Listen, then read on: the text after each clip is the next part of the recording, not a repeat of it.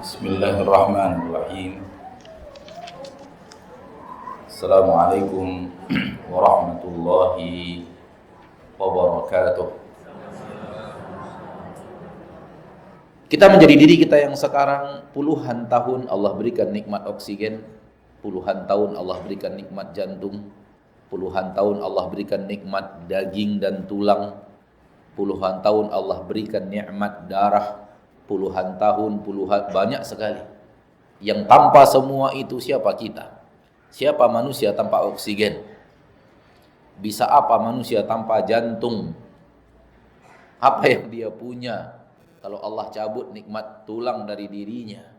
Namun sering sekali manusia tidak memandang itu sebagai anugerah rahmat dan nikmat Allah yang sangat besar, sehingga akhirnya dia pakai rahmat dan nikmat besar itu, merasa itu rahmat dan nikmat yang biasa-biasa saja.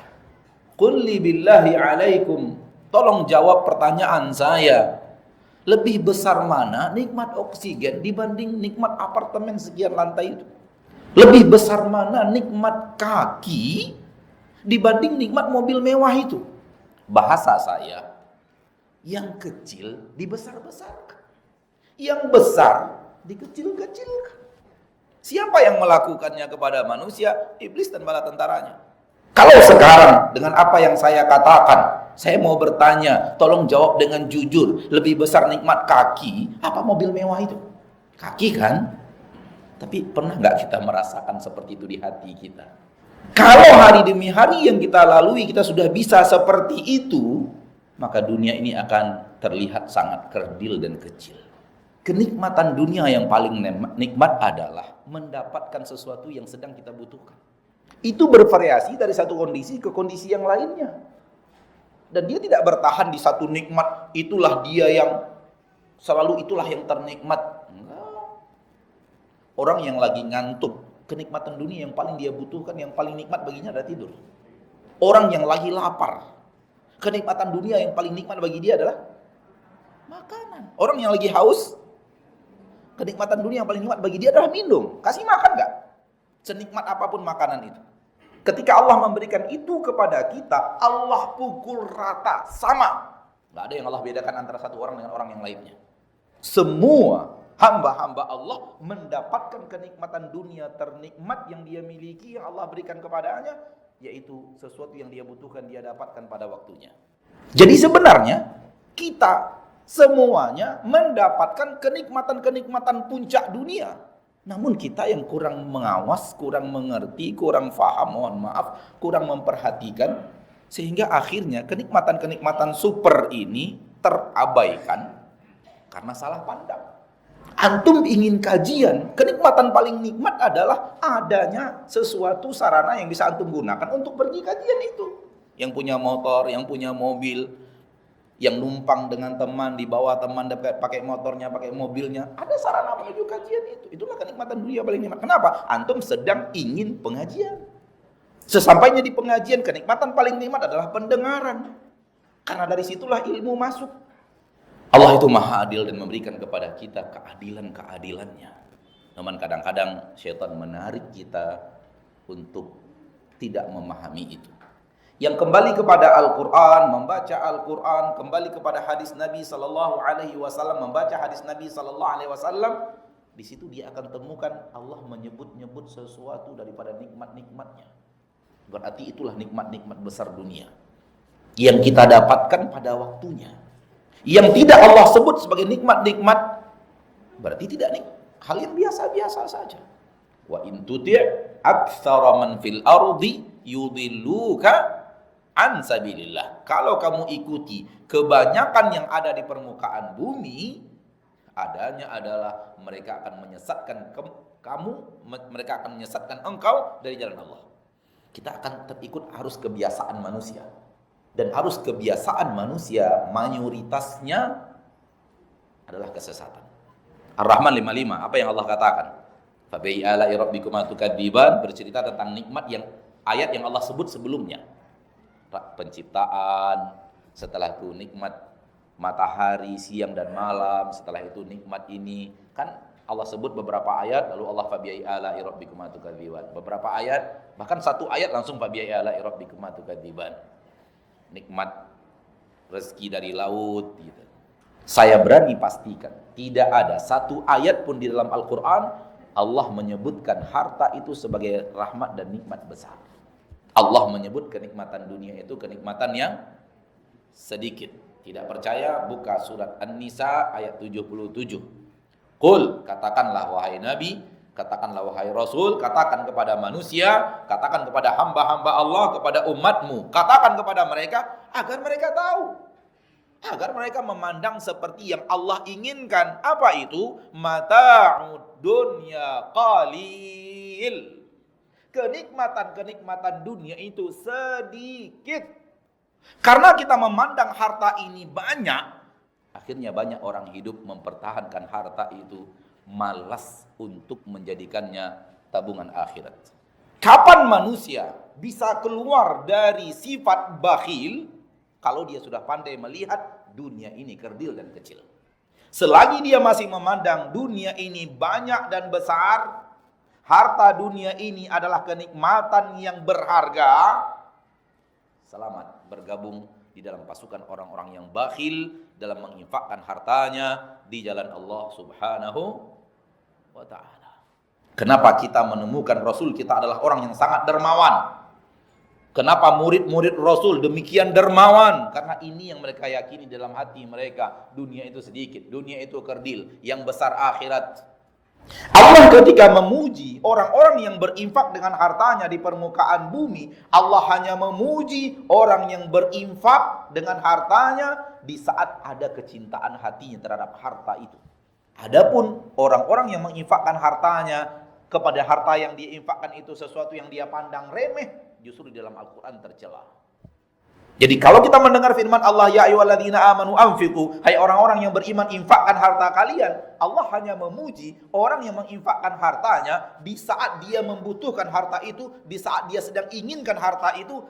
Allah tidak memandang kecil dan besarnya. Allah memandang kita sedang butuh lalu kita berikan kepada orang lain. Kita sedang suka lalu kita infakkan di jalan Allah. Hanya itu yang Allah puji, yang lain tidak. Seperti yang Allah katakan di dalam Al-Quran surah Al-Insan, mereka memberikan makanan di atas kecintaan mereka terhadap makanan itu. Mereka berikan makanan itu padahal mereka mencintainya.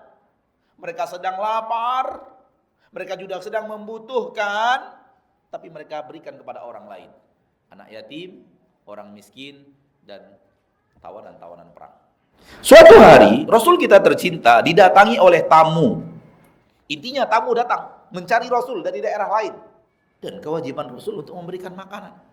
Karena beliau dituju oleh tamu itu dari luar kota. Rasul perintahkan budaknya, tolong lihat di rumah-rumah ada makanan apa untuk, kalau ada bawa ke sini, untuk menjamu tamu yang ada. Ini menunjukkan bahwa boleh menjamu tamu dengan makanan yang apa adanya di rumah kita. Nggak perlu harus di spesial-spesialkan, nggak. Yang penting apa yang kita makan, kita makan bareng dia. Islam nggak pernah memberatkan. Kalau kita ingin lebih ya silakan saja. Tapi kadar wajibnya itu, apa jenis makanan yang biasa kita makan di rumah kita suguhkan ke dia. Ya biasanya makan nasi putih sama tempe sama apa lagi ya, tempe sama terong, ya udah berarti tamu makan itu gitu. Intinya adalah Nabi mengatakan kepada budaknya, cari makanan di rumah. Tanya ummahatul mukminin, ada makanankah di rumah? Kalau tidak ada, kalau ada bawa ke sini.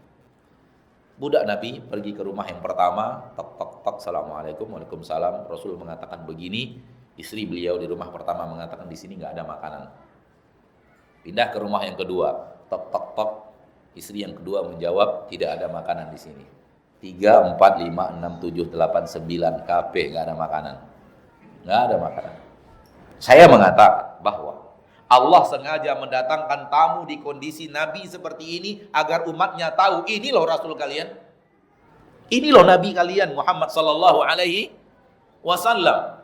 Rasul mulia, kekasih Allah, dicintai Allah, manusia paling hebat. Hidup di rumah yang 9 gak ada stok makanan. Begitu dikatakan gak ada, itu bukan belum dimasak ya.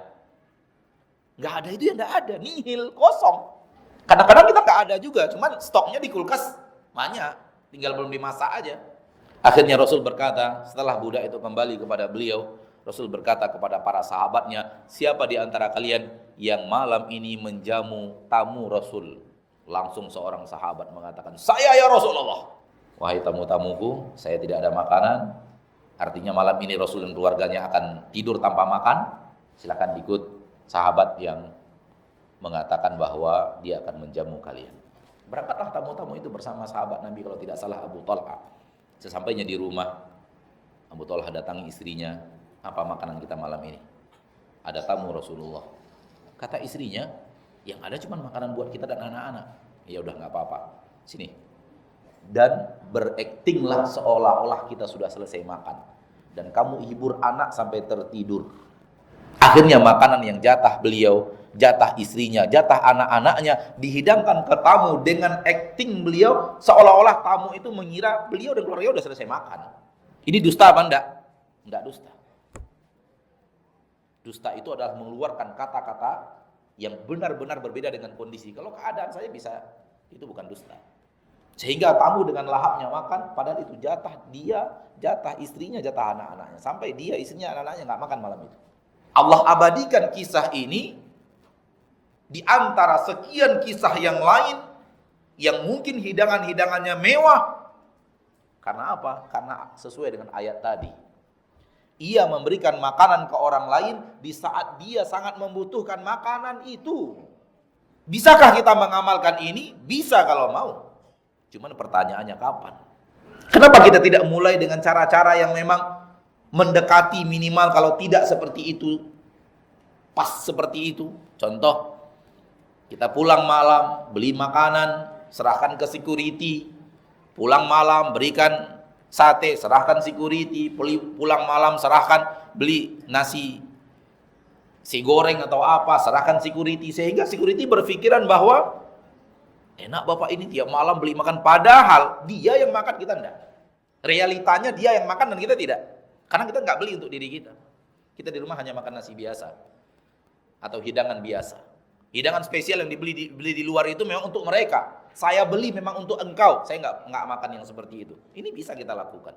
Pertanyaannya kapan dan siapa yang akan melakukannya. Dan kalau ini kita lakukan, Allah lihat loh. Kita berikan makanan enak kepada orang lain sementara kita biasa-biasa aja. Dan disinilah nilai hebatnya, memberikan orang yang lezat sementara kita makan yang tidak lezat, nilainya tinggi. Ketika Rasul kita tercinta Muhammad sallallahu alaihi wasallam ingin berperang Tabuk, musuh banyak, perjalanan panjang, sarana prasarana minim, harta Baitul Mal enggak cukup. Ketika itu Rasul mengajak para sahabat untuk infak. Disitulah para sahabat berbondong-bondong berinfak dengan hartanya. Dan ketika itu Umar mengatakan, aku akan berusaha kali ini mengalahkan Abu Bakar. Lalu dia pergi ke rumahnya, radhiyallahu anhu wa ardahu, mengumpulkan harta yang ada. Karena harta mereka di rumah mereka, di tabungan mereka, bukan di rekening. Berarti memang harta yang ada di rumah itu dikumpulkan, ambil setengahnya, bawa ke Rasulullah sallallahu alaihi wasallam. Ya Rasulullah, engkau meminta saya berinfak, sekarang saya berinfak setengah hartaku yang ada. Artinya kumpulkan emas, kumpulkan perak, kumpulkan harta-harta berharga itu, lalu dibagi dua, ambil setengahnya, serahkan kepada istri lagi, simpan ini, setengahnya dibawa kepada Rasulullah sallallahu alaihi wasallam. Dan Umar merasa beliau telah berbuat yang besar. Dan memang besar itu. Setengah harta kita besar itu. Kata Umar, setelah itu saya agak sedikit menjauh dari Rasul, menanti gerangan apa yang akan dilakukan oleh Abu Bakar. Tak lama setelah itu Abu Bakar datang membawa harta seraya mengatakan, ya Rasulullah, ini semua hartaku yang ada. Semua yang ada di rumah maksudnya. Ya, jangan dipahami semuanya berarti nggak ada lagi apa-apa. Yang ada di rumah diambil semuanya, diserahkan ke Rasul. Masih adalah harta Abu Bakar yang sedang di perniagaan, dia yang masih ada. Tapi yang di rumah itu semua simpanan di rumah itu dia semuanya. Kata Umar, semenjak itu saya nggak berani lagi ngalah-ngalahkan Abu Bakar. Kapan bisa seperti itu? Kalau akidah kita sudah sama dengan Al-Quran, sudah sama dengan tuntunan Allah di dalam Quran untuk mengatakan dunia dan perhiasannya kerdil dan kecil. Perhatikan surat Al-Qasas. Allah bicara tentang manusia paling kaya di permukaan bumi bernama Qarun, laknatullahi alaih. Kata Allah di dalam Al-Quran surah Al-Qasas, Qarun itu suatu saat keluar kepada kaumnya dalam perhiasannya. Kata para ulama ahli tafsir, makna ayat adalah Qarun membuat parade, membuat pawai, ingin pamer harta dia kepada kaumnya. Siapa ini? Manusia paling kaya sedang mempertontonkan hartanya.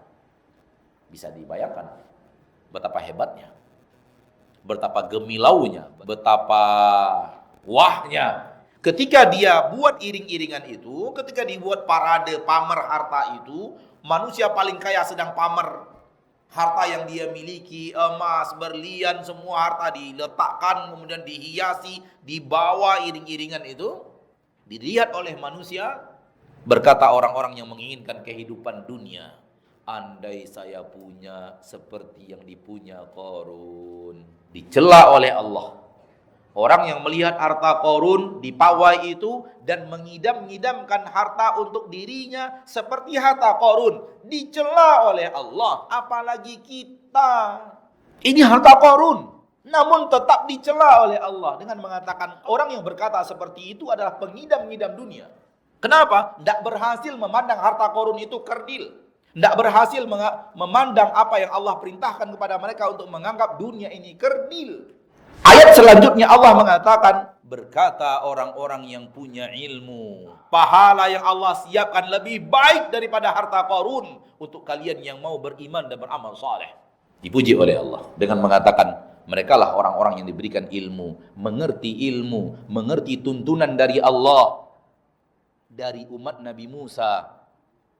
Dan tuntunan dari Allah tentang dunia kepada umat Nabi Musa sama dengan tuntunan Allah kepada Nabi Muhammad dan umat Nabi Muhammad. Suruh memandang dunia itu apa? Kecil. 2 rakaat salat sunat fajar lebih baik daripada dunia dan seisinya. Salat sunat dibanding salat wajib, pahalanya gedean mana? Gedean wajib. Namanya juga wajib. Berarti salat wajib lebih hebat lagi pahalanya daripada itu. Ini bukan bahasa motivator.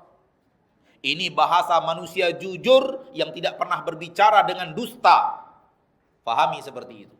Jangan anggap bahasa seorang yang memotivasi kita untuk rajin sholat sunat fajar. Tidak.